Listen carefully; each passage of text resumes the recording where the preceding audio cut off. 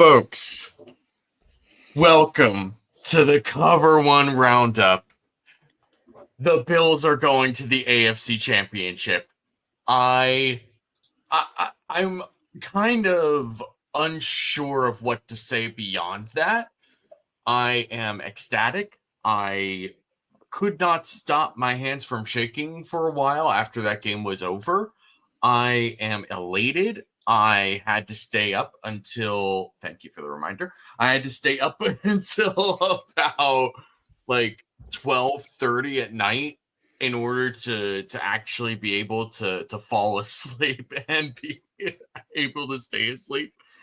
The vibes are so high right now. I cannot possibly begin to overstate how great I feel about this. I am just, everything is great. Uber, how are you?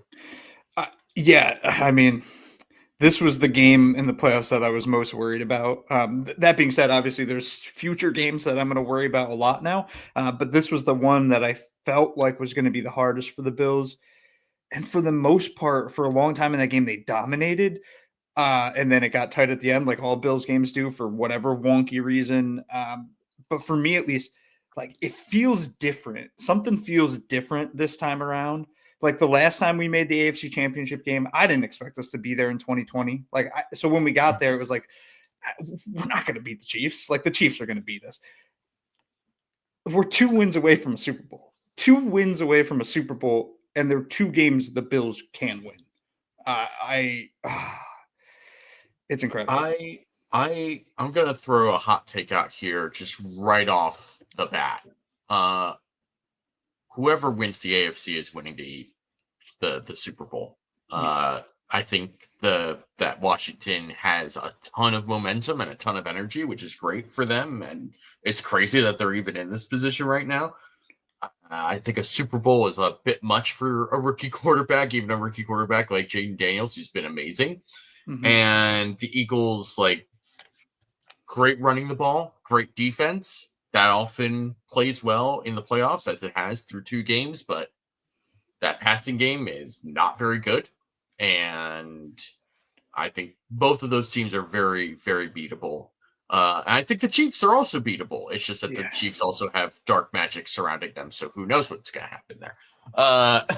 Speaking of all of these opponents or potential opponents, we're going to quickly, and I do mean quickly, because there's so much about this Ravens game that I want to talk about, and this upcoming Chiefs game, obviously.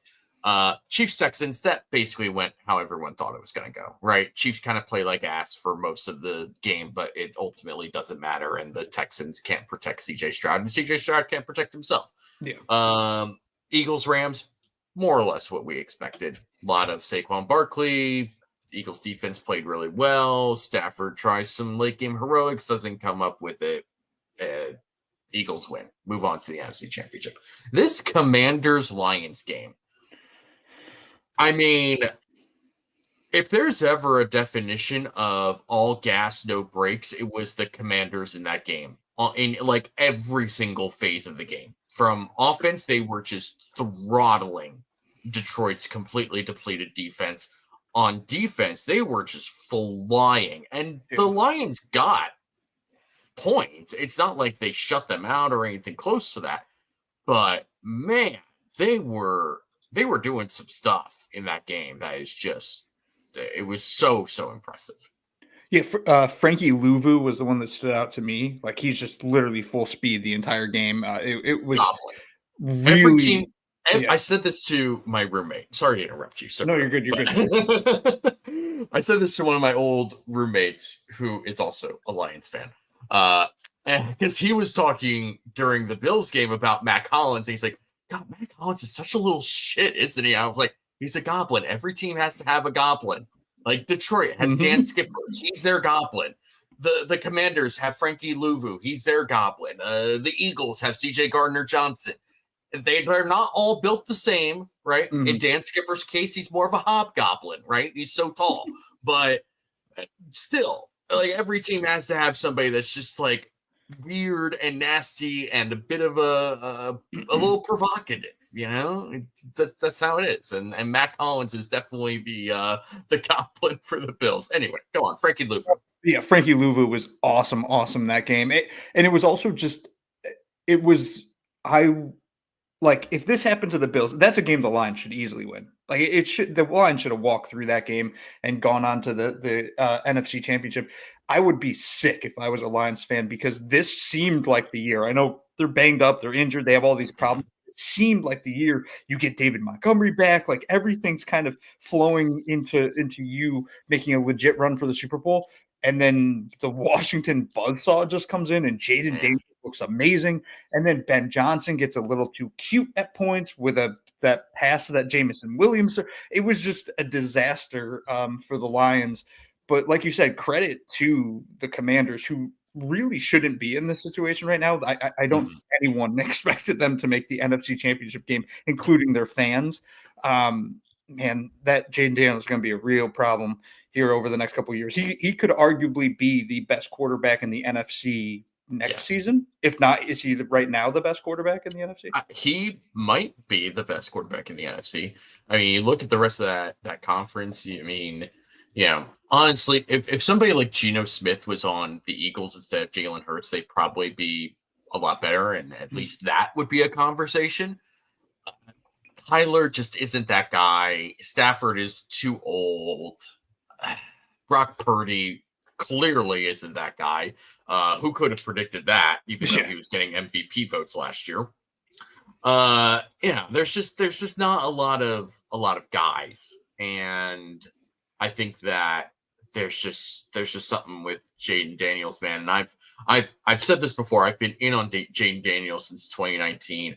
And even when he was at LSU, and there was this talk about, is he going to be the second overall pick? I was like, man, I don't know about that. And I like Jaden Daniels a lot. This is, truly beyond the expectations that I have, I had for him, which is crazy because this is what he was in college. This is what he looked like in college. And frankly, he's gotten better.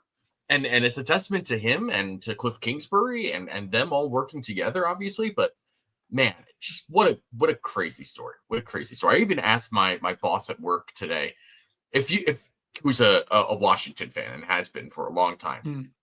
I asked him, like, so before the season, what would you have said would be a good season for you guys? He said, if they were 9-8, I would have been happy with that. Yeah, yes. And now they're 12-5 and they're in the NFC Championship game. Absolutely crazy. So good for the Commanders. Good for Dan Quinn, a retread coach that nobody really liked that hire all that much. It was a bit of an odd hire. I kind of want to go back because I know we talked about that as part of our coaching cycle series. I kind of want to go back and see what I said about that. I wonder how much of my foot I have to pull out of my mouth. But good for them, man. Good for them. Also just like think about how like last season went for them, right? They traded Montez Sweat last year at the deadline, like Chase Young gone. So they were kind of restarting and being like, that defensive line, which is filled with names and first round picks, like we have to blow it up. Like it just seemed like this season. And they were right. It all has kind of worked out, like the defense playing well. But ultimately, it really does come down to Jaden Daniels. And the person that has to be happiest is Terry McLaurin, who finally has a quarterback that can get him the ball. And Terry McLaurin's been a little demon himself this season. He is awesome. Man. Just the Typical News says, jamming some Wu-Tang, drinking Nestle. Quick, watching basketball and Cover One. It's a complete evening. Go Bills. Man, he's just the Typical News, always bringing the right vibes to this show. Jared K., thank you for the reminder to switch sides. You would think I would know at this point, and most times I do remember, and sometimes it slips through. Spin0481 says, I don't think the Bills know how to play with a lead against good teams. Debatable, because they just did that. It's just the Typical News that we can match up against the Eagles because we showed against the Ravens, if we sell out against the run, we can play well against the run, and Lamar is better than Hurts. Lamar is so much better than Hurts. Yeah. So, yes, I agree. Max Schushiner says this Bills team needs what Matt Collins brings. Seems a little biased coming from Max Schushiner, but I get it. Spin 0481. I assume this is about Jaden Daniels. Didn't we have this convo about Stroud last year? To a point, I think you were definitely a little more hesitant about Stroud than you were about Daniels. I don't know, because I actually I did a power ranking of quarterbacks right when the season ended, and I made a mistake. I put CJ Stroud as my QB5. I was like, I love what CJ Stroud did last year. I was like, I have some questions about him, but I think he's going to get better. He's gotten worse, but Jaden Daniels seems so different. Like Jaden Daniels it's not luck a lot of times. Like the turnover luck that CJ Stroud had last year was really high. This is just Jaden Daniels being dominant, and he's dominant on the ground too, which only helps increase his floor, right? Like he could struggle through the air, but if he can run for 100 yards, it helps out that team so much. I think Jaden Daniels is special. But he doesn't struggle through the air. He's a rookie. And this is sort of the other thing that I think will help him in terms of like maybe this comparison to CJ Stroud, which is the offensive ecosystem in Washington, at least from a structure and schematic standpoint, is a lot better than what Stroud has in Houston with Bobby Slowick. And they still have a ton of money to spend. They are in a position where, I mean, they kind of have their Nico Collins, right, with Terry McLaurin. I think Nico Collins is better, but Terry McLaurin's obviously no slouch in his own right. And they're in a position. They're in a position to do a lot of great things. You could have said that about Houston last year, and it depends on the kind of moves that they make. So we'll see. But I feel very, very, very good about Jaden Daniels, which makes me feel very, very bad as an Eagles fan as well. Sarah Christine says, I'm back to troll as promised. You guys were saying how good the Ravens were. The Ravens were good. That was a 2-point game. That almost went to overtime. Yeah. Sort of. I think the Bills would have gone down the field and gotten at least in field goal position. I'm not going to say that Tyler Bass would have definitely made that field goal, but he did make all of his kicks in this game, including a 51-yarder, and that was so important, as we saw in that game. That was great. That was just a great game, and we're gonna get into it. But before we do that, because I legitimately almost forgot that we should do this, we are going to talk about our lovely sponsors, which is many of you. Cover One Pass. Yes. So if you don't know what Cover One Pass is, now is like the perfect time to sign up for it, because you get access to our exclusive Discord server, which allows you to interact with all these other people that are part of One Pass. You get to talk on game day. You get to interact, and there's a whole game day thread that gets used for this. You get to talk with other people between that. You get exclusive analysis and news and injury updates from Kyle in the Slack channel. That was so long ago. Discord channel.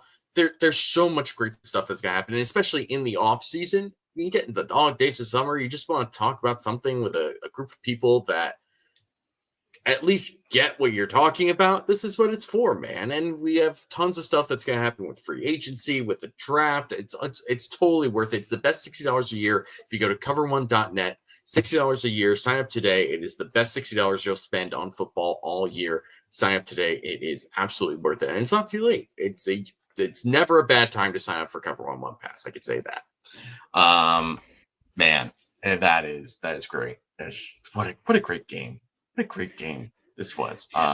Chill Will says, I owe Sean McDermott an apology. Many people do, but you're the first person that I think has actually outright said admitted it. Yeah. Man, should we start with that at least? Do you want to talk about that first? Okay, let's talk about this. So coming into this playoff season, right? When you look at the previous seasons for the Bills in the postseason,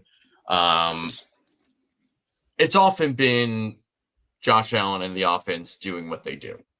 The 2020 season, right? You have the first win against the Colts, they scored 20-something, 27 points or something like that. Second game against the Ravens, great defensive performance against a very good team, I guess, and that they needed that because that Ravens defense was very, very good. Yep. So it was that was probably their best defensive performance to that point. And then obviously in the AFC Championship game, things fall apart. They weren't totally ready for that game, for that moment. It happens, right? 2021, you get the perfect game against New England offensively.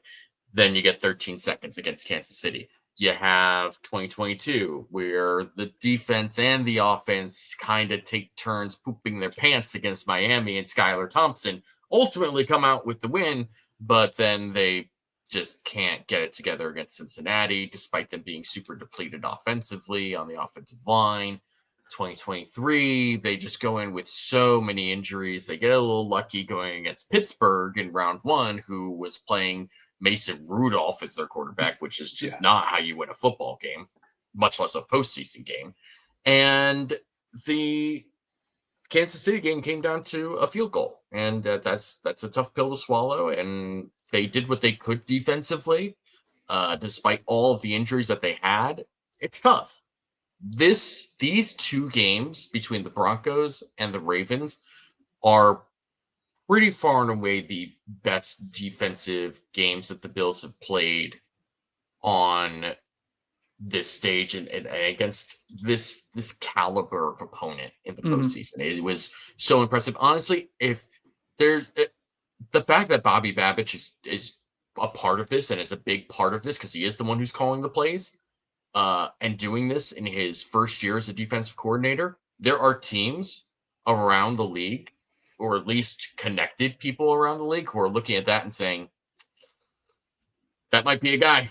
That might be a guy that we need to take a look at. Maybe not in 2025, but maybe in 2026.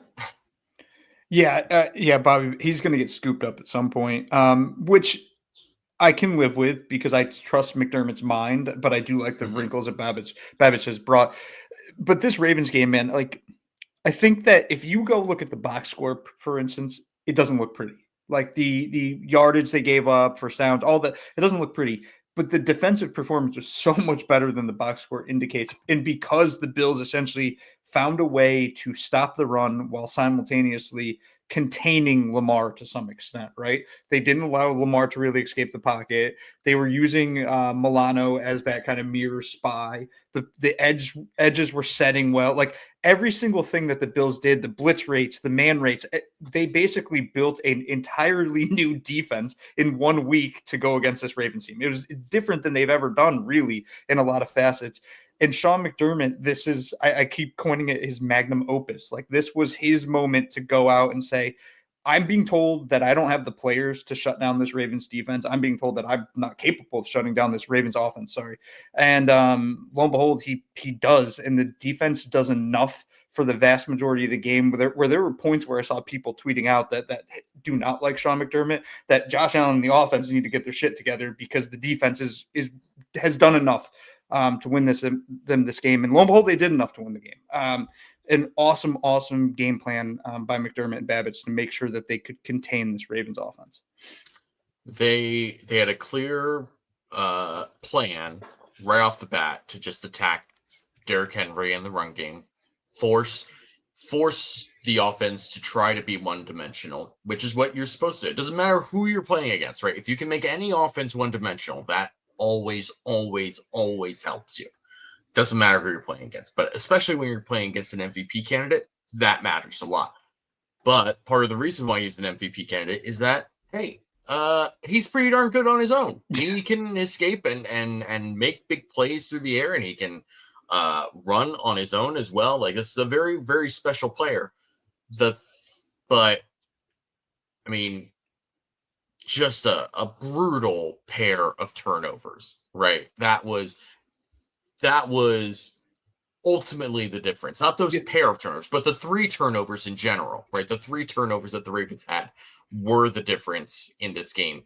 It honestly sort of felt like we were the Brady and Belichick Patriots, just waiting for the other team to Mhm. make a mistake and take advantage of it.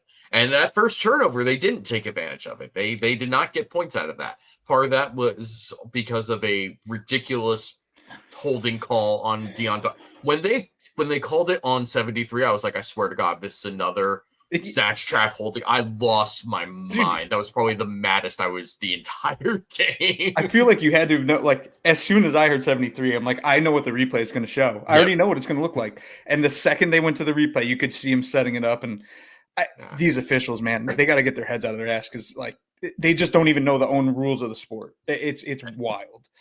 It made me so mad. And the other thing with this is, there's so much, and it feels like there always will be so much discourse when it comes to Lamar Jackson and who he is in the regular season versus who he is in the postseason and all that sort of stuff.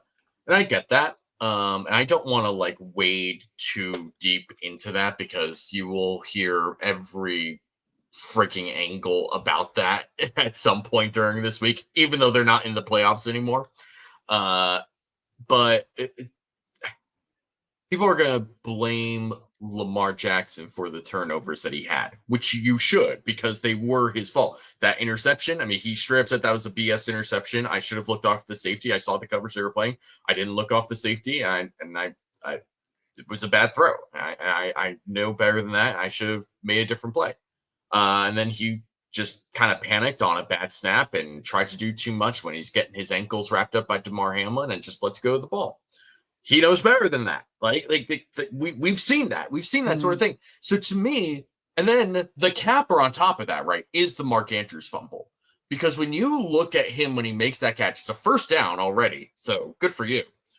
But if he just catches that and then just turns and goes, he'll get yards. But for some inexplicable, asinine reason, he thinks, oh, I could juke someone out and just like cut back across the field.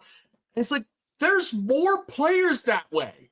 There's more defenders that way. You don't have extra help there. What are you reading? What are you looking at? And Bernard's right there. He's like, if you're going to turn my way, bam, poke it out. I mean, it was a perfect, and the fact that it just fell right in front of him. And again, there's no one else around Mark Andrews, so no one else is there to help him. Bernard just grabs and scoops it. And to me, this is just emblematic of the Ravens in the postseason period, which is that they're just kind of sloppy.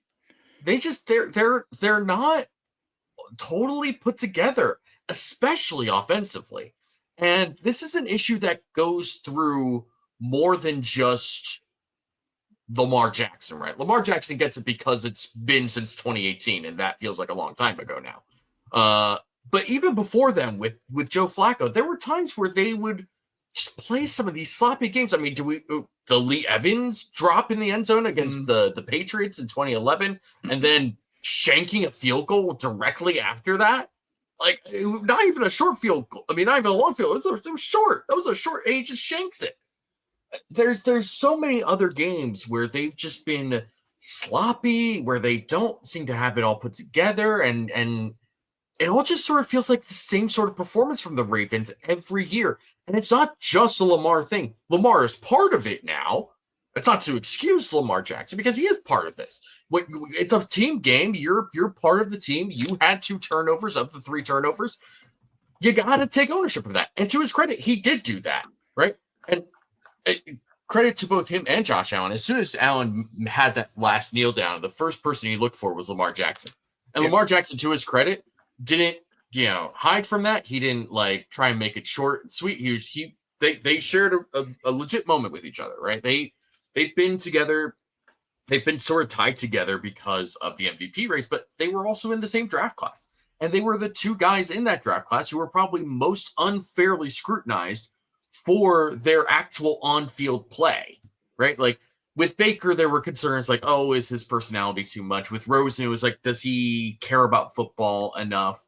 With Darnold, everyone knew that he had a milquetoast personality and stuff. It was just like, hey, can you kind of take more of this big play potential and get something out of it?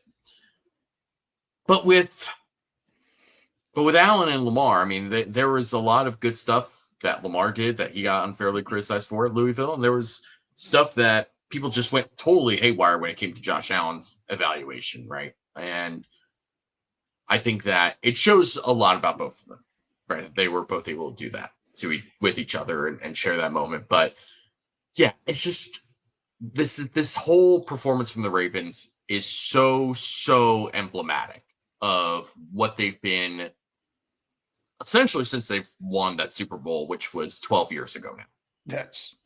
That makes me feel not good about myself. But that being said, I think that you kind of put it pretty well, that it was just sloppy by the Ravens. And the thing is, I do think it goes back to Lamar, or much of the issues I do put on Lamar.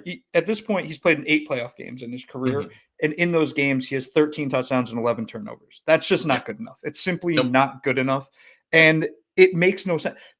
The player that we saw in the regular season this year was so dominant, it was absurd. At points, I was like, wow, you can't stop him. He is so freaking good.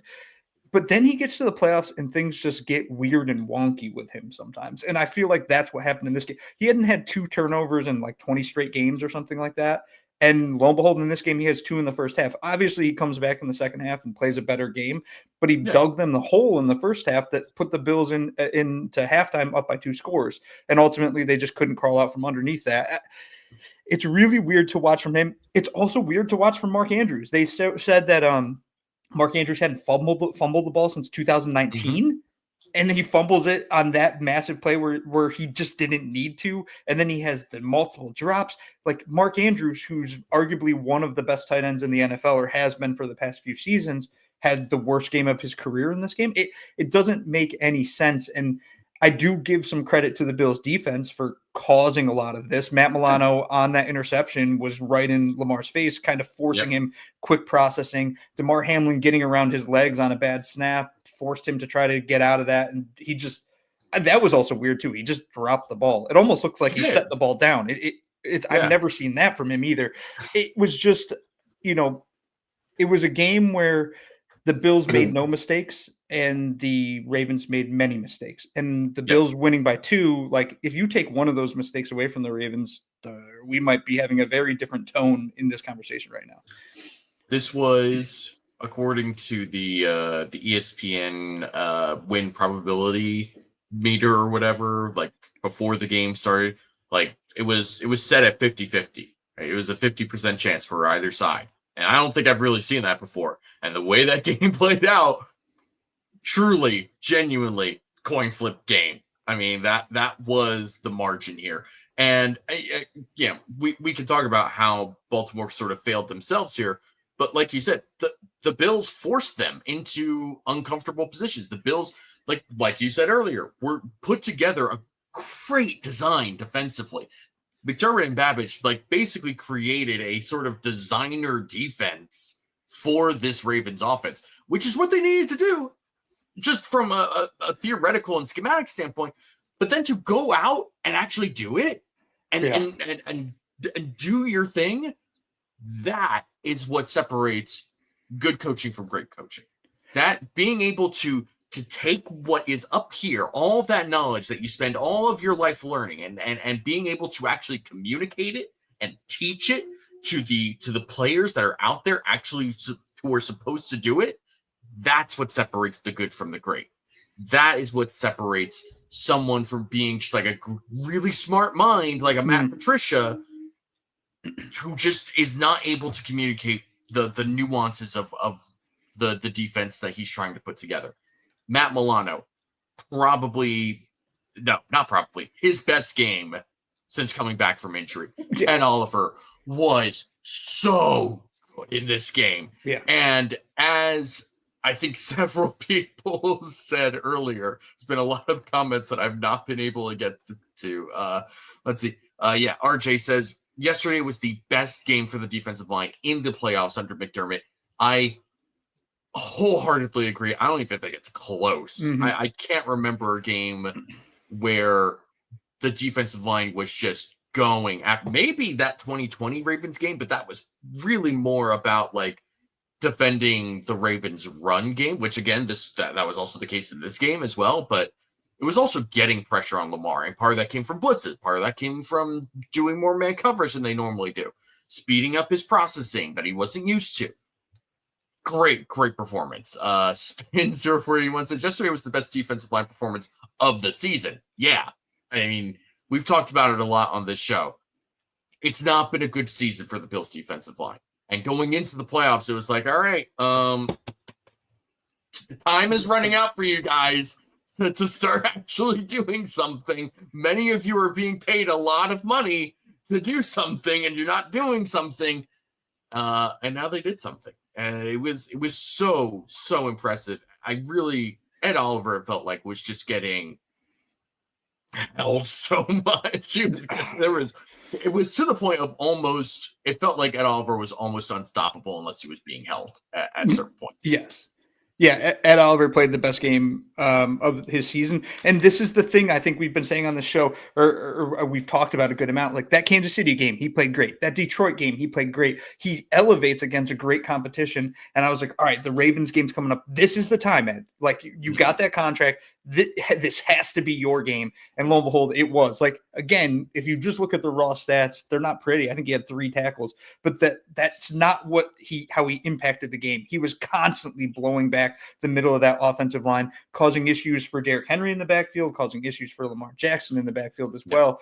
And then the edges with Groot and AJ Epinesa in particular, they were rushing with integrity so well that it was forcing Lamar to not scramble. It was causing issues with Derrick Henry when it came to breaking off big runs. It was the best performance by the defensive line this season. Maybe, I don't know the last time I can remember the defensive line playing this well against that caliber of competition. Yeah. Right? They had to stop the run and the pass. And for the most part, they did that this week. And it was in large part due to the defensive line and the Bills sending all these different blitzers, mainly Matt Milano, which just completely disrupted the game. Yeah. It was so good. It was exactly what they needed to do. You wrote down some numbers here. They played 60-40 in terms of the ratio of nickel to base. So 60% nickel, 40% base, nickel being 5 defensive backs, base being 3 linebackers, which is a change, right? This is a team that for many years now has led the league in terms of using nickel as their quote unquote defense. And they said, we could still do that, but there's also times where we're going to have to just bring in another guy. We'll have to bring in Dorian Williams, who Dorian Williams has his faults, right, as a player. But, man, that dude brings physicality that prime Matt Milano had. I don't know if Matt Milano right now necessarily always has. Yesterday, coming back on one of those Ravens catches, which was great. Oh, yeah, that hit. He laid a lick, yeah. But again, that this defense was like ready for the moment. And, Terrell Bernard, great player, super great instinct, super great intelligence, does a lot of great things well, but he's not like the quote unquote thumper in the middle. Dorian Williams just brings that extra level of physicality that is just so needed in these sorts of games. And it was just so impressive from this defense. I am just, again, astounded that this is a first-year defensive coordinator that's doing this. And I understand that McDermott has his hands in this. I get all that. Even so. And you even go back to last week, and I was kind of prepared to start saying, like, I understand that the Broncos were the 7 seed and they had a rookie quarterback and all that. It is hard to shut out an NFL football team for 58 minutes. Yeah. I understand that first drive kind of sucked because they hit the big play straight off the bat, but 58 minutes of scoreless football is a very difficult thing to do against any opponent, much less a postseason opponent.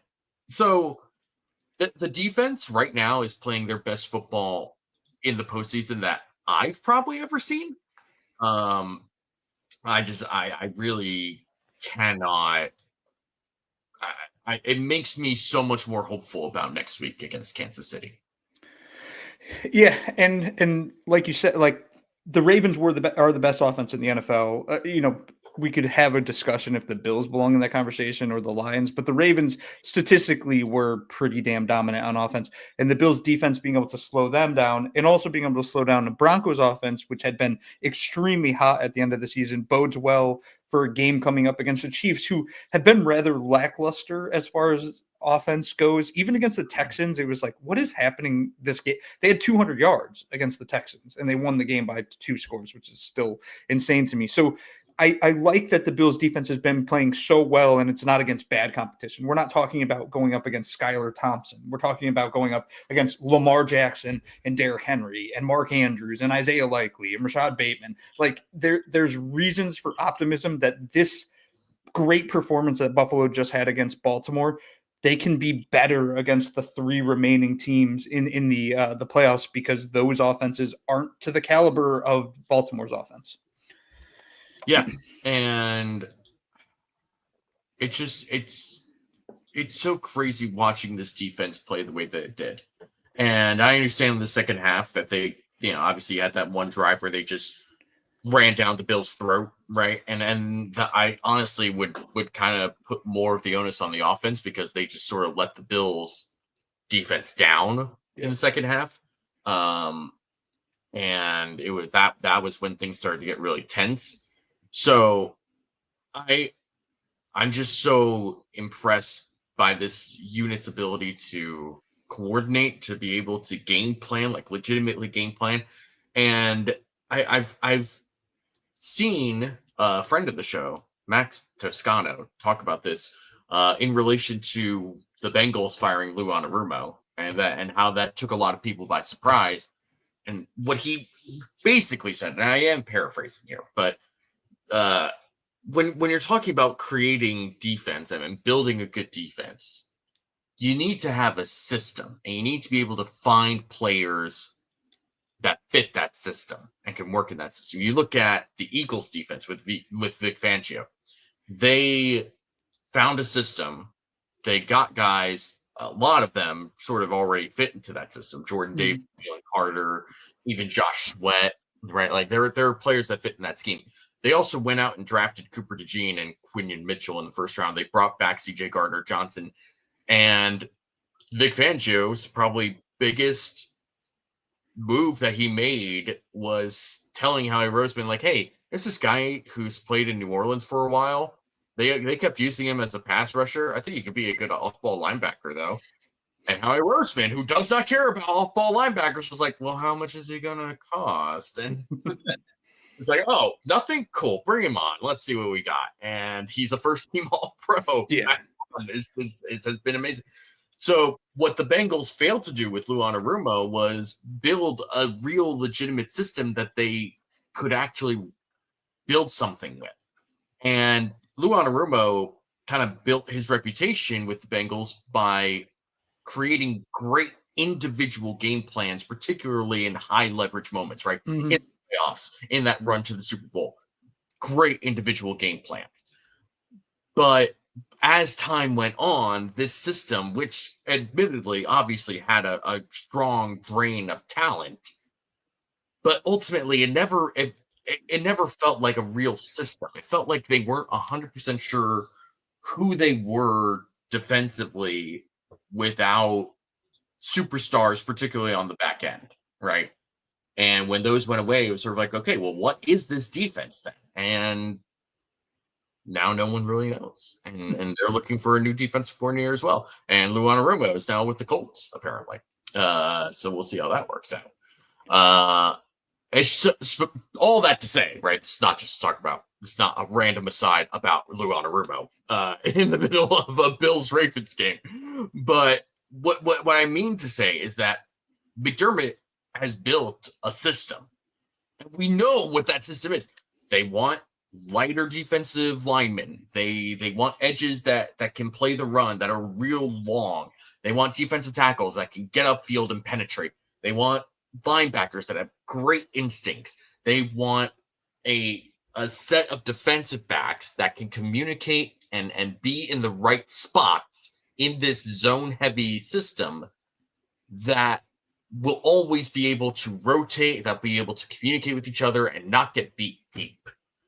That's the system. And now, plus also, they're able to create these designer game plans like we just saw against the Ravens that go against a lot of what they've done for most of the season, and it still works. Yeah. It's so good. Yeah, that is a point that I think maybe a lot of us didn't focus on heading into the season. Is we thought, okay, we know what the Bills defense is. We need to improve at position X, Y, and Z, et cetera, blah, blah, blah, whatever. And the Bills, using their typical defense, their nickel zone heavy defense, it's worked pretty well throughout the season with a few issues here and there. But I think the one thing that kind of goes overlooked, and it fits into the roster building from Brandon Beane, is all of the guys behind the starters, all the Dorian Williams and the Cam Lewis and the Jamarcus Ingram and the Cole Bishop, all those guys sitting behind the starters, and how Buffalo has used them in sub packages this year. Cam Lewis comes in dime packages. Sometimes Jamarcus Ingram came in. Now the Bills have three legit linebackers they can start in a base system. They have different defensive tackles that have different skill sets, whether that's Austin Johnson or now Quentin Jefferson and Jordan Phillips. And they basically created a system where, hey, we know what we're going to do week in, week out, but we also acknowledge that there's moments where we have to make an adjustment, where in years past there was no adjustment. It was, we're going to play nickel and we're going to play zone, and that's what we're going to do. Maybe we'll uptick that blitz by 5%, but we're not really going to change what we do. Now this season, Buffalo's like, we can do anything. You want us to play man, we'll play man. You want us to blitz, we'll blitz. You want us to play zone, we'll play zone. And when you have that ability and that versatility, it causes issues for opposing offenses. And that's what has me so excited about these two possible remaining games. Is it doesn't matter who they play, because they can adjust to their opponent for the first time in the Sean McDermott era. Yeah, it was just so good. I am just so impressed by everything about this. Paul Deck says, I think it was Eric Turner who pointed out some 3-4-esque alignments last week. I think it was 3-2-6 nickel. Wasn't able to watch much of yesterday's game. How much of that stuff did we do? It's a good question. I mean, there were definitely dime looks, like what you just said, with Jamarcus Ingram and Cam Lewis, and obviously when Taron Johnson went down for a few plays, which absolutely terrified me. Yeah, there were definitely some looks there. I don't know the exact percentages off the top of the dome, but there were definitely some looks that were used for that. F_CQ77. All those fans that were begging for a dome on the stadium, I bet understand why we don't now. That was honestly, I think, a big factor in this. And in some ways it could have helped the Ravens, right? It's not like they can't be physical or run the ball. That was the big thing that they were going for. It's just that when you're not used to the elements, and they're from Baltimore, obviously you get cold weather, you get some snow, but it's a little different in Buffalo. Things are just a little bit different. You get that lake effect weather. You get these weird winds that swirl in and out of the stadium. It's hard to prepare for if you're not used to it. And it's just hard. And I think that when you're able to play in the elements, that's always a plus to the team that knows how to play in the elements. And you saw that also with the Eagles-Rams game yesterday. The Rams just sort of struggled once it started snowing in Philadelphia. It was difficult for them. Meanwhile, the Eagles were like, we can run the ball with Saquon Barkley all we want, and we're gonna continue to play great defense because that's what we do. Yeah, it's like they were ready for that, and the Rams were not ready, and there were weirdly people complaining about that, like, oh well, if this was on a neutral field or whatever. It's like, okay, but it's not. And like, and coaching and game planning around that is part of the job. Like, you don't get to just have perfect conditions every single time. All right, we've spent a lot of time on the Bills defense, and rightfully so. But wait, one more quick one. Just Damar Hamlin. He's been much maligned for this season from a lot of Bills fans, or a subset of Bills fans that think he's a bad safety or he's a subpar player, that the Bills have better options. He I think he played his best game maybe of his career yesterday, considering against the offense they were going against. He finished with 8 tackles, a sack, 2 tackles for a loss, and a quote-unquote forced fumble, let's say. I actually don't even know if statistically they gave him the forced fumble, but he was in on that. The one, I guess, kind of funny thing to some extent, the Bills released a picture before the game of like jerseys in the locker room, or maybe it was when they said, here's the jersey combos we're wearing or something. And you could see Damar Hamlin's helmet and it had the Guardian cap on it for the first time ever. I think that was the moment where I was like, oh, Hamlin's coming downhill this week. Like, there's a reason he's putting that Guardian cap on. And lo and behold, they played him in the box a ton. He was in the backfield a lot. He blitzed. Damar Hamlin, outside of, I'd say, Ed Oliver and Matt Milano. Ed Oliver and Matt Milano, probably the 2 stars of the defense this game, but Damar Hamlin's right there, star number 3. Like, he was the 3rd best defender, I believe. He was great in this game, and just and had an ankle biting, essentially touchdown saving run on Derrick Henry, which not easy to do.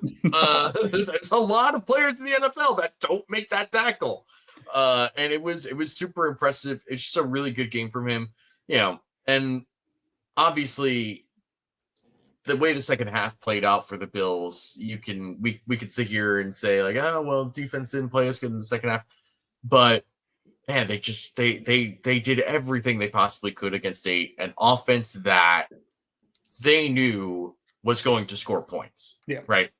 It's not like they were going to shut out this Ravens team. No. It's not like they were going to hold them to 7 points or anything crazy like that. They knew that the Ravens were going to get theirs.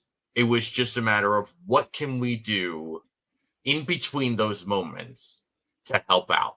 And getting those 3 turnovers were those moments. It was so critical. All right. Bills offense. Great first drive, man. That was, you needed that, especially after giving up the touchdown on the first drive to the Ravens, which, it was like, so what, right? That was my feeling. I was like, they gave up a touchdown to the Broncos last week. I'm very used to seeing this Bills defense give up first drive touchdowns. I was like, so be it, whatever. But the Bills offense answering right back was sort of the immediate, like, all right, we're here, we're ready. Let's just get into it, man. Josh Allen, not his best day. And they didn't really ask him to do much either, which is kind of the strange part. He was 16 of 22 for 127 passing yards, no interceptions, no touchdowns, and ran for 10 attempts, 20 yards total, and 2 rushing touchdowns.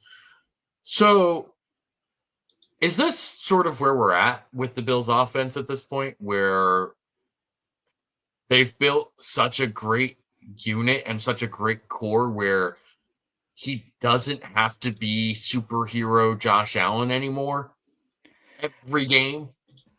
Yeah, man. It's funny because I hear, I think Dan Orlovsky says it. Actually, there's a lot of analysts that say it, and I do disagree with this sentiment. And the sentiment is that this is the best supporting cast offensively that Josh has ever had.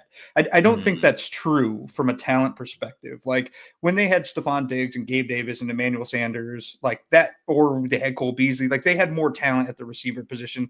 And Mitch Morris, Connor McGovern's been damn good this year, but I probably would still say Mitch Morris at center better than Connor McGovern. Kind of a toss-up there. That being said, it's a more complementary offense, or it's the most complementary offense that the Bills have ever had, because they can do literally everything and literally anything. And I think they've reached the point, like you said, where it doesn't need to be Josh. But the fun thing about that is it can be Josh. So if you're in a situation like this game where the running game was working in the first half, in the second half, I wanted the ball in Allen's hands a little bit more, but whatever. The Bills won the game. It doesn't matter that much. That being said, like the Bills can run. They don't need Josh to make the plays. But then when they need Josh to make the plays and put on the proverbial cape, he tends to do it.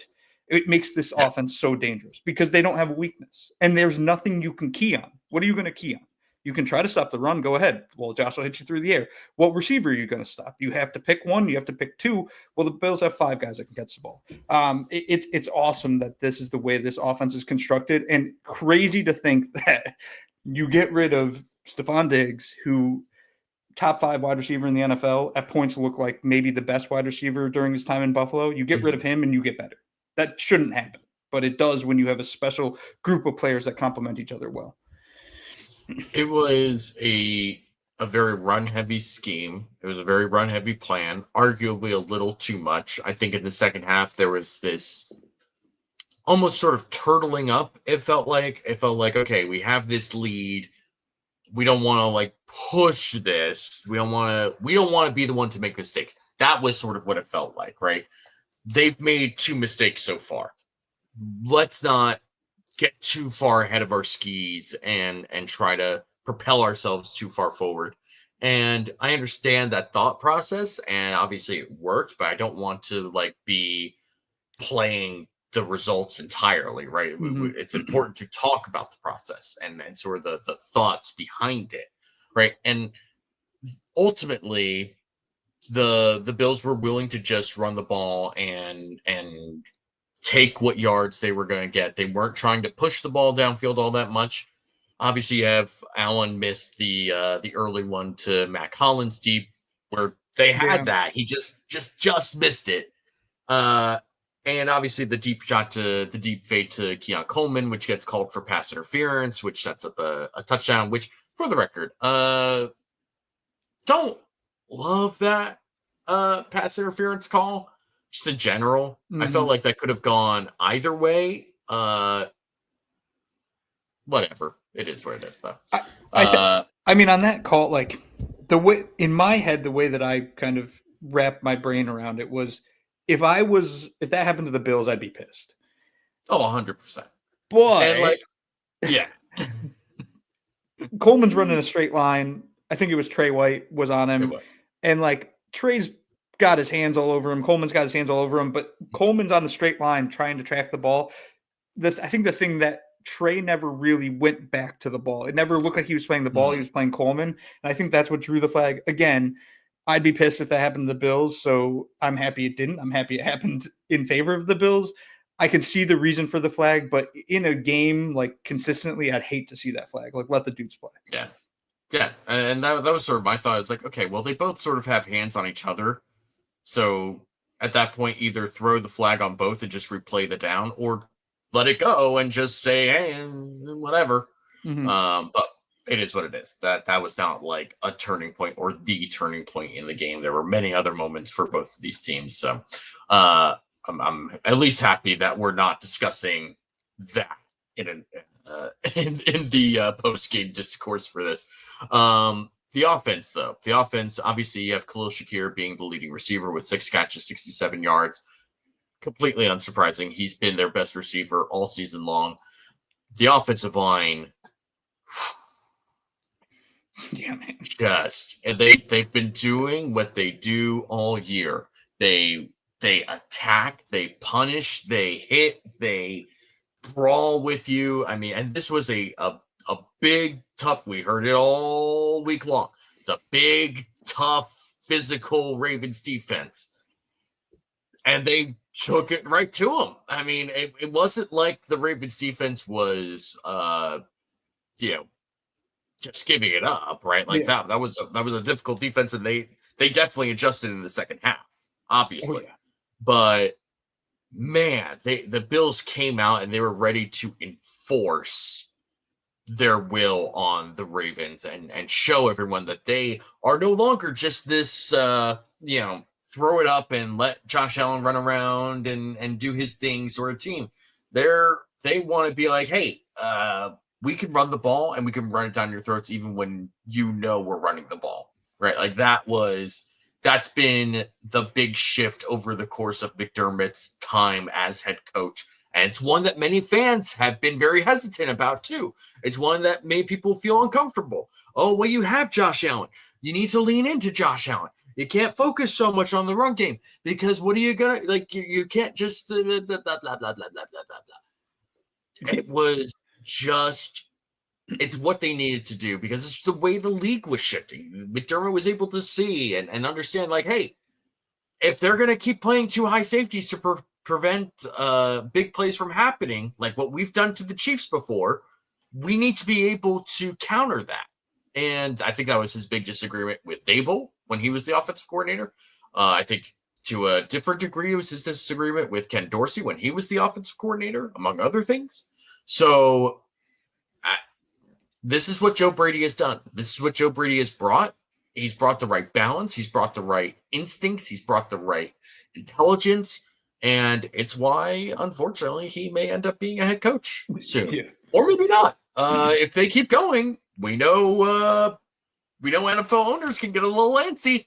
They can be like, hey, clock's ticking. I would really like to have a head coach right now. It's February. Can we please get this show on the road?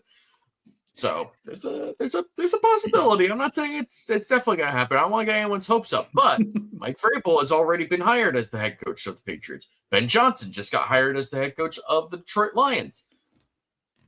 Dominoes are starting to fall here, right? Like there's some possibilities that Joe Brady is the offensive coordinator for the Bills in 2025, which would be really, really nice. Yeah, I'd like Joe Brady back another year. And the funny thing, to kind of the point you just made, is like if the Bills win their next game, it might stop Joe Brady from becoming a head coach this season, which is kind of funny to think. Like, oh, the Bills could go in against. Yes, yeah. So I think the game plan for this game in particular was good. I think I said earlier in the show there were points though where I was like, the run game's not working. We got to try something different. Like, let's get Josh, try to use his legs, do something with him. And then the one, I guess, critique, and I'd be interested in your opinion on this too. Actually, I know your opinion. I saw the tweet. The field goal and that whole game flow there. So my thought process there, and I hated the shotgun, getting in shotgun on this 2-yard line. That was an issue for me. I got to go back and rewatch it because I thought that Josh got to the 1-yard line. Like it looked like it was a bad spot. I think McDermott should have challenged it. I think that's the mistake there. Throw the challenge flag. You lose the timeout. Whatever. It doesn't matter. Try to get that 1 yard. If you get it to the 1-yard line on third down, you're scoring a touchdown. Tush push 2 times. That would be my one very nitpicky thing is throw the challenge flag, see if you can get it a little bit closer. I probably would have been more upset about challenging a spot call because they just don't change spot calls. Yeah. They just don't. It's such a hard thing to challenge. So I don't like the idea of wasting a timeout because if the Ravens do get that 2-point conversion, it would be really nice to have 2 timeouts at that point to go down the field with 1:33 as opposed to 1 timeout. Before we get too far though, Carl Toman, $5 super chat. Thank you so much. We really appreciate you. Strong supporter of Cover One, always have been. We really appreciate you. Did Taylor Rapp going out of the game with the injury and being replaced by Cole Bishop contribute to the defense not being as strong in the second half? I didn't get that sense. I think there may have been a play or two where maybe Taylor Rapp is there as opposed to Cole Bishop making a play. I don't know. I'd have to go back and unfortunately, when it comes to evaluating defensive backs, it's a very difficult position to actually individually evaluate because of the way coverages are played and what the checks are, what the checks aren't, blah, blah, blah. To me, it never felt like the Ravens were directly attacking Cole Bishop. You know what I mean? Like in that first Patriots game, it was clear that once the Patriots saw Balin Spector on the field, they were like, yeah, that's who we're going after. And that's what they did throughout that whole game. I never got that sense from the Ravens and Cole Bishop, right? It felt like the Ravens were trying to do their thing and get their concepts, their usual concepts going. I don't know. It didn't feel like a huge drop off to me, but obviously I would very much like to have Taylor Rapp healthy. Yeah, I agree with that. The one thing, and the injuries to some extent have benefited the Bills this year, as weird as it sounds, because they're getting players experience that are now being leveraged in high moments in the playoffs. If you think about Dorian Williams having to play so much when Matt Milano was hurt, that improved him as a player, improved his instincts, improved his ability to play at the NFL level. And now that kind of flows through to the playoffs where they're using him in these base packages. Same with Cole Bishop. It helped when Rapp went out. He had to play against the Texans. He made that one mistake early on the miscommunication with Rasul Douglas that led to a giant Nico Collins touchdown, blah, blah, blah, blah, blah. I thought Cole Bishop played fine yesterday. I thought he did a good job in relief of Taylor Rapp. But again, I think, like you said, it's hard to, especially in this Bills defense, nitpick individual players unless there's something egregious like what we've seen at points with Kyer Elam. But with this Bills defense, it's easier to say, okay, holistically, how did they do? And I still think even in the second half, all things considered, they still played pretty damn well. The Ravens were just going to get theirs at some point, and they did. Yeah. Spin says Dave messed up. Ben Johnson, head coach of the Bears, not the Lions. I did say Lions, didn't I? Well, Spin's on his game right now. He is on his game, and I'm not, apparently. RJ says, I said it before, normally if you can get to the conference championship, you usually don't get your coordinators poached. Owners are super impatient and don't want to wait past this week. Yeah. The better you are at this point, the more likely it is you get to keep your guys, which is nice. It would be very, very nice to keep Joe Brady for another year. I would really love that, because I really thought the smoke around Ben Johnson going to the Raiders was real, and I think it was real. I think there really was a genuine sort of like narrowing down between the Raiders and the Bears, but ultimately went to the Bears, which I think is a good place for him, and certainly a good bit of hope for Caleb Williams, the generational prospect, of course, your favorite guy, with your favorite adjective. They never called Jaden Daniels generational. I never heard him referred to as generational. Never heard that about Jaden Daniels. That bodes well for him. That bodes well for him. Yeah, I really thought that Joe Brady was kind of a good fit for that job with the Bears. So the fact that he's not going to be there, I mean, maybe I can't imagine the Jets would be a place where Joe Brady goes. Maybe I could maybe see the Saints. I don't think the Cowboys are interested. It sounds like the Cowboys might hire like Brian Schottenheimer, which is kind of a little odd. Not bad necessarily, but odd. Yeah. So we'll see. It would be very, very nice to keep Joe Brady for another season. It would really be nice. Largely because I've had to think about this a little bit. I don't know who they would hire or promote to replace Joe Brady. Like last time, it was easy to be like, oh, well, they'll promote Ken Dorsey. This seems like the obvious thing, because the year before he had been promoted to passing game coordinator. Like, okay, this makes sense. But it's like, I don't know. Do you promote Ronald Curry or something? Like, maybe, I don't know. But it was just sort of like, I don't really know what you do here. So if they can keep Joe Brady, I'm all for that. Play calling is so much different than like just concepts and understanding how different players play, like the game flow of things, which is what I think we saw with Ken Dorsey. Like the issue was he could call a play, he just didn't know when to do it or when to adjust and when to do certain things. Like Joe Brady's been pretty damn good at that. Again, I say that while also simultaneously saying I didn't love the second half play calling, but not every offensive coordinator is perfect. I'm sure that against the Chiefs, there will be a very different plan from Joe Brady. I would love to keep Brady one more year, but he's not long for Buffalo. He will be gone, if not this year, next year, most likely, because he's also only 35, which is mind-boggling to me. He's very young, and I think teams are really interested in young head coaches now because there's some extra spice to them. It's this new age mentality. So Joe Brady will get a head coaching job. It's not a matter of if, it's just a matter of when. Who all did Joe Brady interview with? According to something that I saw, which is a great graphic put together by at Mr. Case B on Twitter. He has a graphic they did updating all the head coach interviews, general manager interviews, and coordinator interviews. So shout out for keeping track of all that, because that's not easy. It looks like Joe Brady had interview requested or planned with the Jaguars, who still have their position open, and the Jets, who still have their position open.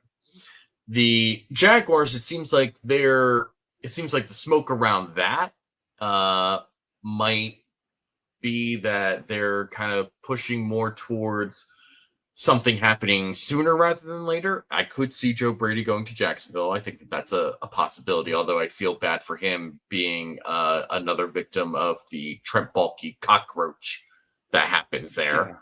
Yeah. But I can't imagine him going to the Jets. Well, I would also feel remember that Joe Brady was a part of the Panthers organization, in which case he had to deal with Mr. Tepper, and Mr. Tepper being, which he think Tepper was the owner then. Correct? Yes, he was. Okay, so I'm wondering if Brady, who was fired from there, is a little bit scorned from that. I know that Matt Rule was also involved in that, but I wonder if he's scorned from being with an awful owner like David Tepper, and if that's a reason he wouldn't want to go to some other organizations like the Jets, for instance, because of Woody Johnson. And I will say, Benjamin Albright, for what it's worth, he did put out a tweet and he kind of broke down every single one of the coaching searches. And the one place that he put Joe Brady was with the Saints as their plan C, though. He had plan A as Aaron Glenn, plan B as Mike McCarthy, and plan C as Joe Brady in New Orleans. That all tracks, right? Aaron Glenn, it sounds like, really likes the idea of being in New Orleans or with the Jets. He played for the Jets for a long time, so he's at least familiar with what that organization is and probably what it isn't, and might just view it as like his chance to put his imprint on things, right? And with the Saints, I mean, he came up in coaching with the Saints and then went to the Lions as their defensive coordinator. So he's familiar with that. He's familiar with that organization, still has friends there. So I could see Aaron Glenn going to either of those places. It wouldn't surprise me. I just don't want Joe Brady to leave, man. Honestly, that was sort of my only solace of the Lions losing, because I've loved how the Lions have built. And I was kind of sad that they lost that game, but I was sort of like, that means Ben Johnson and Aaron Glenn are probably getting hired sometime this week. And once those dominoes start to fall, then it's really hard for NFL owners to stay patient and be like, where's our guy coming from? Where's our guy coming from? Why don't we have someone hired? And blah, blah, blah, blah. So I'm hopeful. Yeah. Anything else you want to talk about offensively? I mean, do you feel like, despite the not great performance from Josh Allen, despite the not great overall performance of the Bills offense, do you feel confident moving forward in these potentially last two games? Yes. Like, Allen seemed like kind of a muted version of himself against the Ravens, which is all they needed. They didn't need more than that, as we saw by the final score. When Josh plays the Chiefs, all hell's going to break loose. That's when he's going to go Super Saiyan, Superman, whatever the hell you want to call it. I think that the Bills are going to lean into the run game still, because I think that's just who they are now. They want to run the ball. They want to run the ball. They want to run the ball. But the Chiefs' defense, though very good, is not as good as the Ravens' defense. And I think the Bills are going to be able to find mismatches more so against Kansas City than they did against Baltimore. And same if they get to the Super Bowl, even though the Eagles' defense obviously very, very good. But I'm not at all concerned about Josh Allen's performance. Again, he went 16-22 through the air. It's not like he was 9-30 like at the Texans game. It's just they didn't use him. They didn't need to leverage his abilities, which if anything, I think it was I forget her actual handle, but I know her name's Kayla on Twitter. She goes, the scary thing is that the Bills won this game while Josh Allen was Clark Kent. And that, I think, should at least improve optimism of this team. It's like they didn't need Josh Allen to be Josh Allen to win a playoff game, which I don't think I ever would have said that, especially against a team like the Ravens. 100%. Yeah. Yeah, that's a great point. Last little bit that I want to talk about. Tyler Bass. 2 field goals attempted, 2 field goals made, 3 extra points attempted, 3 extra points made. Love it. Keep it going, man. 51-yarder too in those conditions. And that was a tough 51-yarder. I actually felt so much more confident about that kick than I did any of his other kicks that he had attempted, including all 3 extra points. I was like, he made the first one. I was like, okay, that's good. He made the second one. I was like, okay, good. I was like, oh God, is the third one going to be it? Is the third one going to be? And I was like, nope, he got it. All right. I think we're good. I think once, if they score another one, they get to 4. I don't think he misses the 4th one. That would be weird. But yeah, the 51-yarder, I was like, I think he has this. I think this is fine. And he got it. It wasn't like directly down the middle or anything, but it was good. It was, again, it's the time of year where it's like the style points don't freaking matter, man. Go win. So very encouraging to see Tyler Bass go out there in tough conditions and execute. In fact, I would say best special teams performance of the Bills all season. Yeah. I mean, I guess I was going to say last week's was pretty good outside of the fake punt. The fake punt, sure. I don't know, again, how Matthew Smiley didn't have his team ready for that. But the fact that they shut down Marvin Mims last week was huge. That Matt Collins tackle was so freaking good. But this week was about, like, I didn't need it to be anything other than it was. And it ended up, the funny thing is the Bills not activating Brandon Codrington because they needed more beef in this game. I think Codrington's healthy. They just said, okay, we get a free roster spot because of Khalil Shakir. I wonder if they activate Codrington for the Chiefs game. We'll see. But it ended up not really mattering because the Ravens didn't punt, which Ravens fans are pumping up like, hey, guys, we didn't punt. It's like, good job. Great job. Why'd you lose the game then? Yes. You want to talk about that? Yeah. So overall, I mean, there were a couple of returns that could have been, or kick returns rather, that could have been covered a little better, I guess. But that's, if that's the only thing I'm gonna like nitpick about, cool. I'm good with that. Bass made his kick. Sam Martin had an okay day punting. Punted what, 2-3 times in this game? Three times, yeah. There was nothing overly crazy or egregious. There was no giant mental error mistake that was made. So personally, good job, Matthew Smiley. We're all proud of you. Do it. Please keep it going. 2 more games. That's all you need to do. 2 more games, man. Just lock in here. All right, let's talk about one of those games. Let's talk about the Kansas City Chiefs. So, like we said earlier, their game against the Texans went about as expected, right?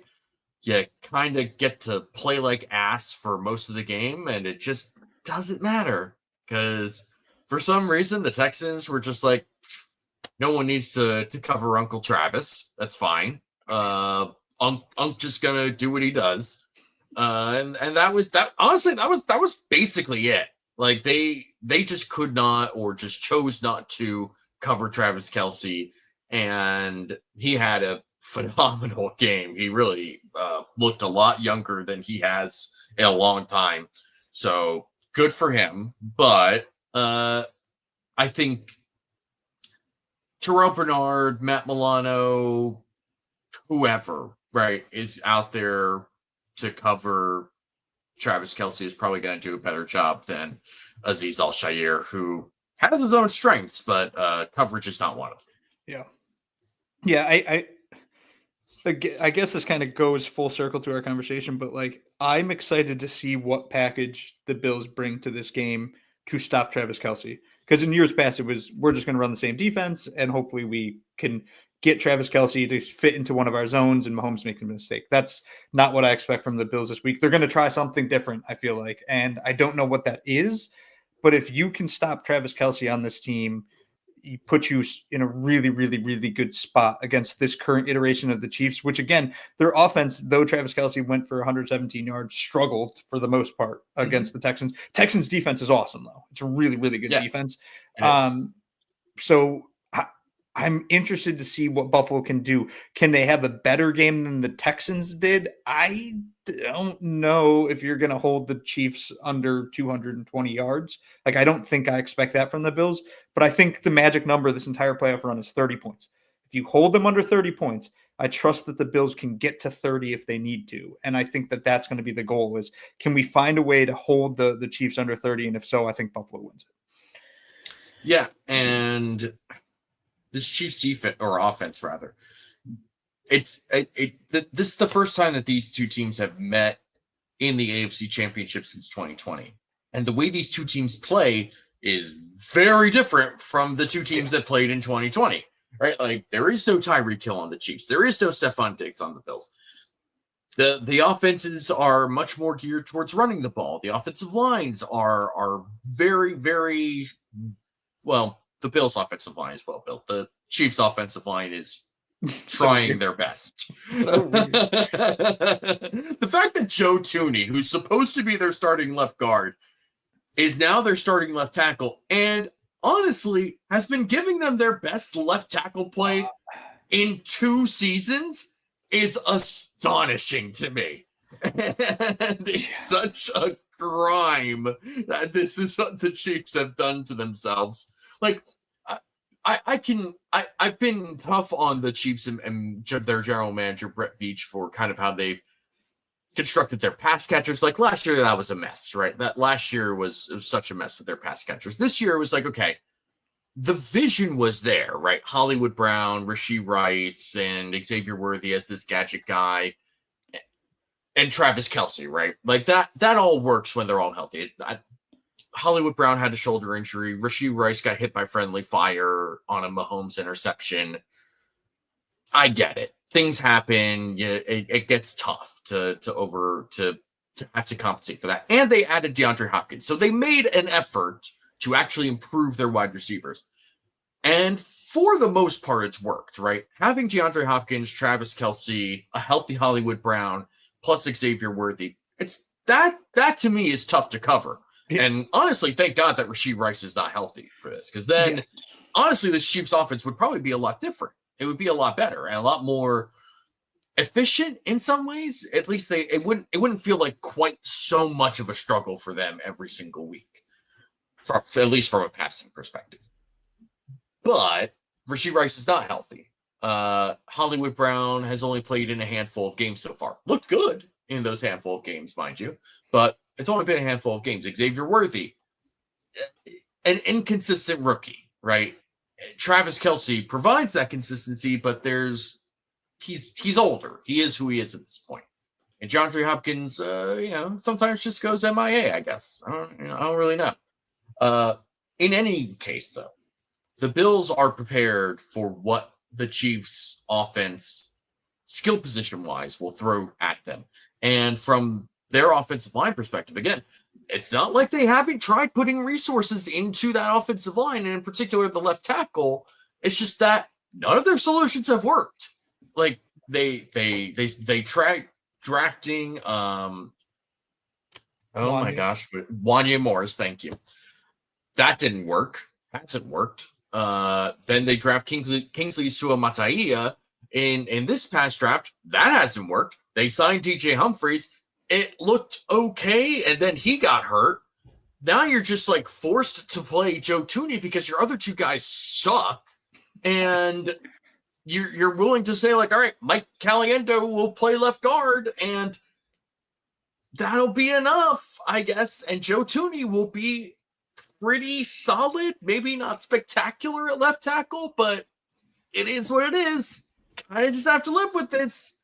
And then you have Juwan Taylor, who is being paid a lot of money to be not very good at right tackle.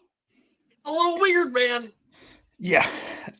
That's why this game, again, just like Ed Oliver. I need Ed Oliver to go off. If you line him up over Mike Caliendo, I expect Ed Oliver to destroy. And they can send Creed Humphrey to help if they want. Let Creed Humphrey go help and try to double Ed. The Bills have an advantage in the trenches, a fairly significant one here. You could put Vaughn over Jawan Taylor, and I think Vaughn could kind of play a little bit of mind games with him, right? Jawan Taylor, that whole freaking quick step false start that he does, I think that Vaughn can test that and test beating him off the edge, because Vaughn likes to jump the snap, and the second that guy moves, Vaughn goes. I think Buffalo has a big advantage there, and if they win in the trenches, they're winning the game. Like, that's the team that's going to win this game is the one that wins in the trenches. 100%. As it often goes in the NFL. If you win up front, you win. Yes. That tends to be how it works. And the Bills, in many of their playoff games, have not won up front on offense or defense, for that matter. Yeah. So you need to be able to do what you've done offensively from the offensive line's perspective, what you've done for most of the season. And for the defensive line, they've played well in 2 playoff games.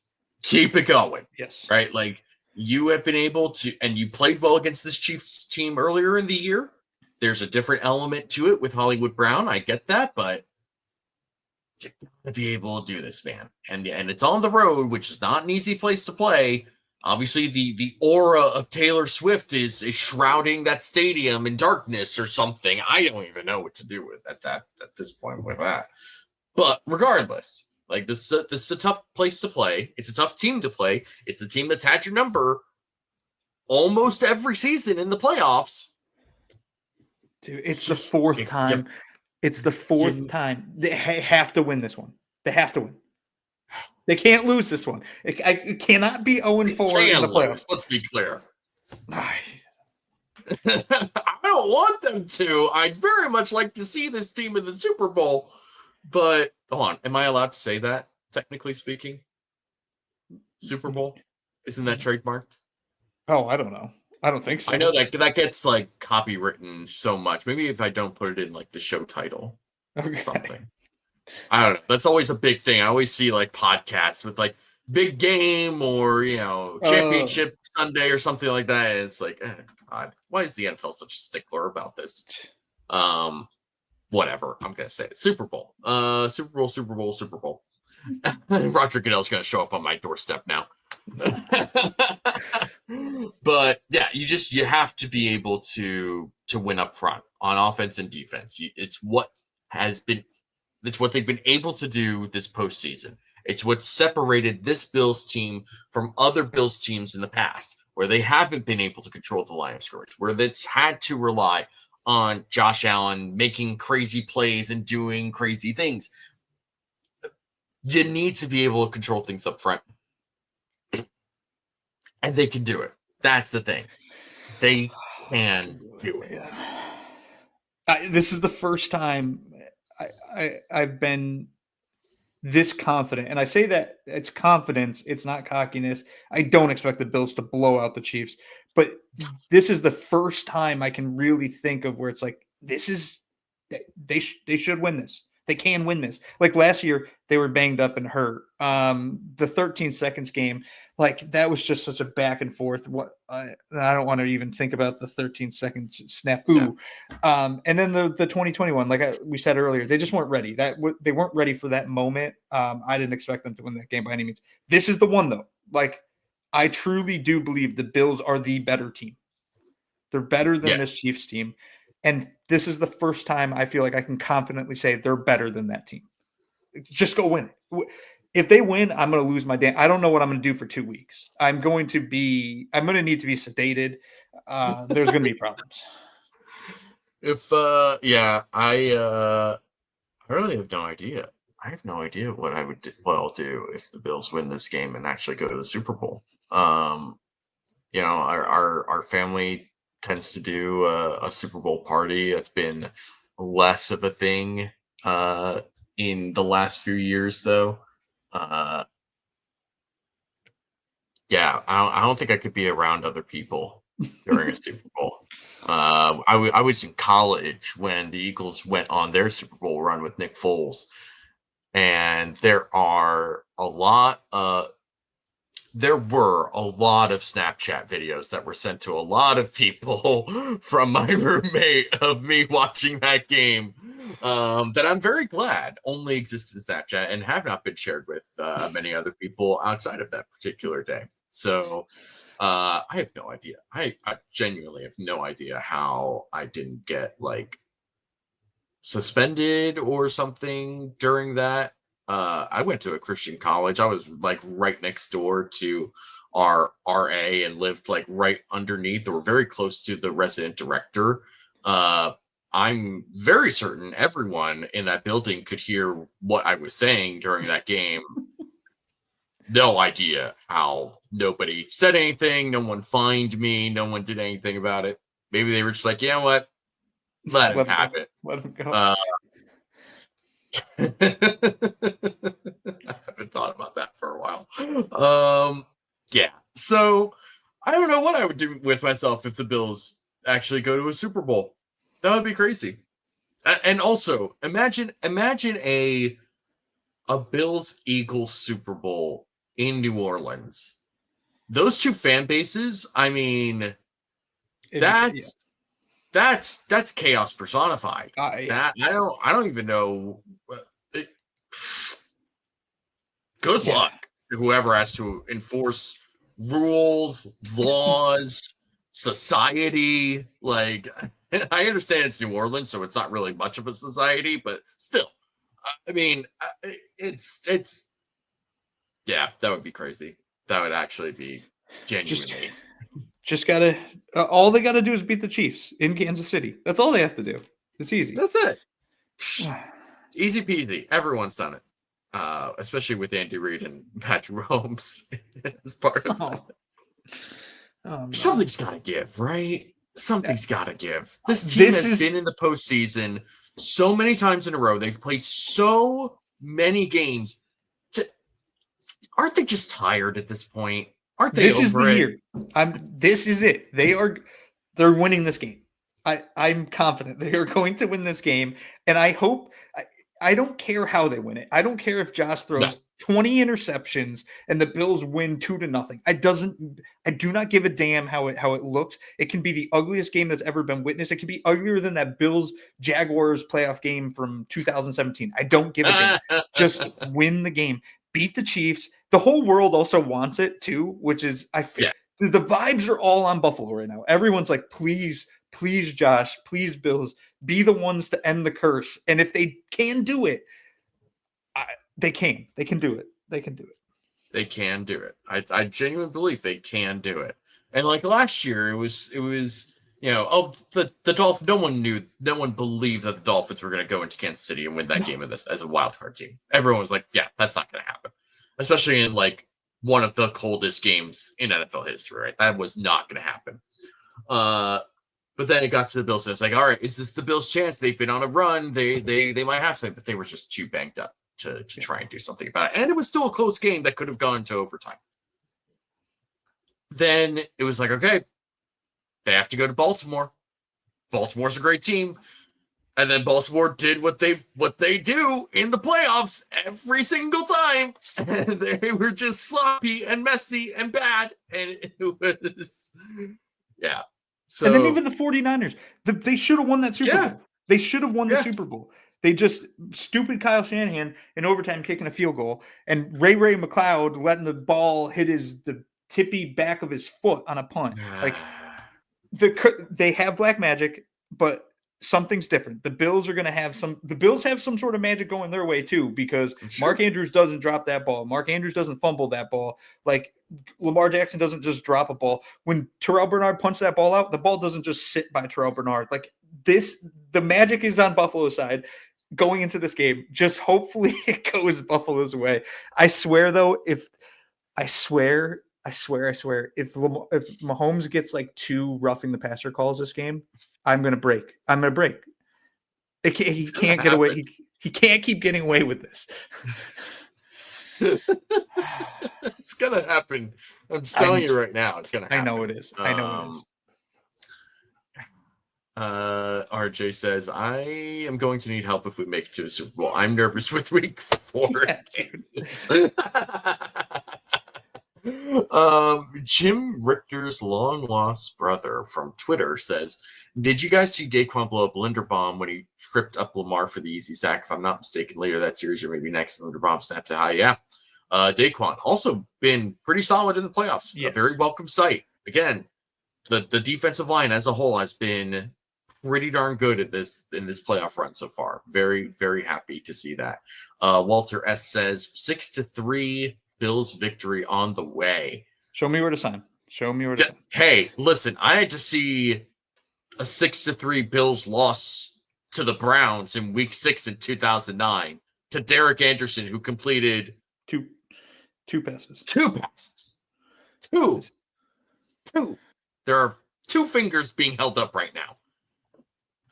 Yeah, I A quick BK aside, says if do you think that the Bills are the only team that have lost a game in the past 20 years that have lost multiple games to teams that have only completed 2 passes?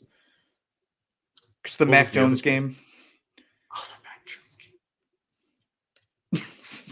So of course, like the Bills have this weird. It's exhausting to think about. Yeah. Anyway, sorry. Continue. You'll have to look that up. That sounds like a you stat to kind of put out there in the off season. We don't need bad vibes right now. Yeah, good point.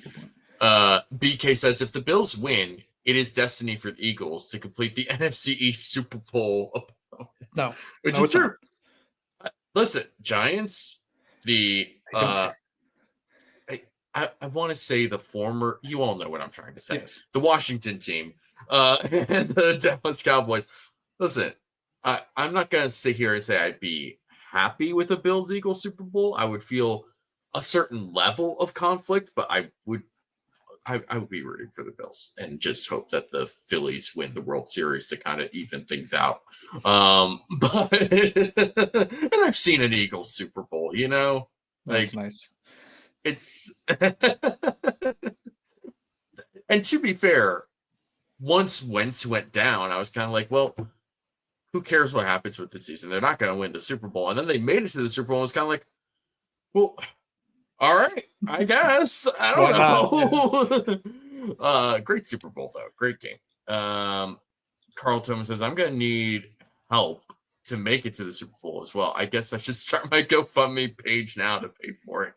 Yeah, I mean, go for it, man. Walter S. also says, I will need to rent out a padded room in a psych ward if we go to the Super Bowl. That's about right. Yeah. Man, that would be crazy. He also says, I would love the opportunity to worry about a Super Bowl game. That's champagne problems, and you're totally right. All right. Anything else? Any last things you want to say before the Bills play the Chiefs in the AFC Championship game? They're winning this game. That's it. That's all. Winning this game. Yeah, that's what you're saying.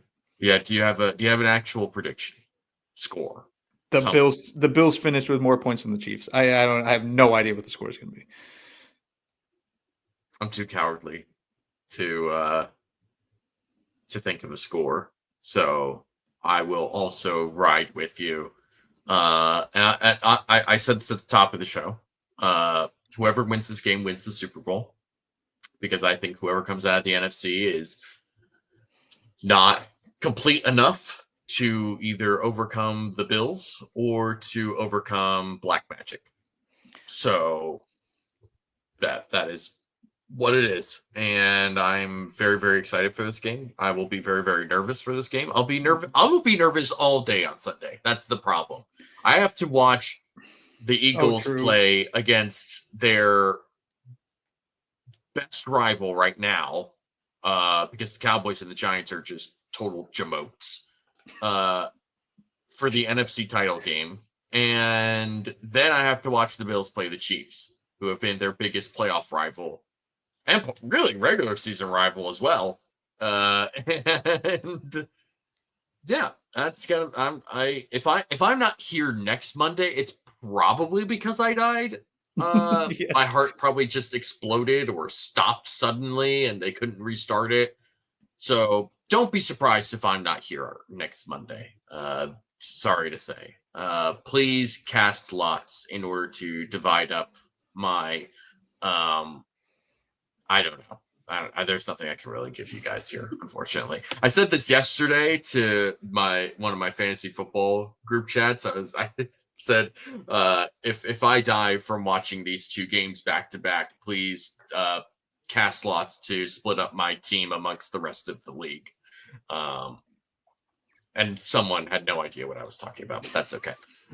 Folks, thank you all very much for joining us, not just this week, but throughout this entire wonderful, amazing, surprising, electric, pulse-pounding season. It's been just an amazing ride to be able to get here in a year that was supposed to be a rebuilding year. That is a rebuilding year. I mean, regardless of what the results were or not, this was a rebuilding year, and they won 13 games, and they've won 2 playoff games. They're playing for the right to play in the Super Bowl next week, and that is just an incredible thing that not every team and not every fan base gets to experience. The Lions, right? I mean, they were shoo-ins for this for most of the season, and until they weren't. And the Ravens, kind of similar situation. It is what it is, and we should all be very fortunate and thankful that the Bills are who they are right now, that they are a team that can be in this position and play in this game and have the privilege to do that. It's why we say to enjoy what's happening in front of you now, because it does not last. This league, good teams don't last in this league more often than not. So enjoy what's happening in front of you right now, and just go along for the ride. And let's just hope that this is the year and they get to go to the Super Bowl. Oh, man. All right. Uber, where can the people find you? On Twitter at UberHansen. I'll be dropping a matchup preview on Reddit on Friday, and throughout the week, I haven't been tweeting as much during the week during the playoffs. What I've been doing is scouring the internet for bookmarks, and I save them all, and then right when the game ends, I go on a warpath. So that'll be what I'm doing this week on Twitter. Very fair. You can find me at DFAUXY or at DFoxy on Twitter. I also do post-game recaps for Buffalo Bills on SI, and it's going to be a grand old time that I will be taking. If I can take a bunch of anti-anxiety meds, if somebody has a hookup that wants to slip something my way, I'm not saying yes, I'm not saying no either. So I may be very zen next week, no matter what. Thank you all for joining us tonight. We are so grateful for each and every one of you. Let's get to the Super Bowl. We will see you all next week.